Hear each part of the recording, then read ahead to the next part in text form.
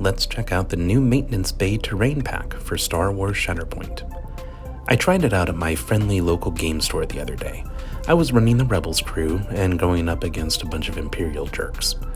I placed the maintenance bay in the middle of my map and parked the busted car from the Obi-Wan and Vader box in the bay so that it could get repaired and make the space look a little weirder. I was playing the new Never Tell Me the Odds mission pack, which meant the bay was a huge part of the game as it sat perfectly with an objective marker at each end and one in the middle.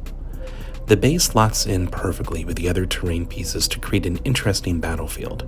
Atomic Mass must have measured everything to fit just right. By placing the bay in the middle, the bridges were a perfect length to attach to all the other terrain while also covering objective markers well. I didn't have to do any wiggling or experimenting to create a level field. It all worked in about 2 minutes. The piece is big, but it won't take up your whole map. It looks small when you first place it, but that goes away once you see how the rest of the pieces slot together with it. So yeah, $80 is a lot for a few pounds of plastic, but I really enjoyed the piece. I especially enjoyed the large line of sight blocker.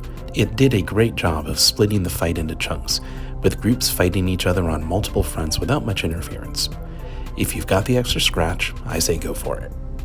I think it's a better deal than the Take Cover terrain pack, but it's not as good as the High Ground terrain pack.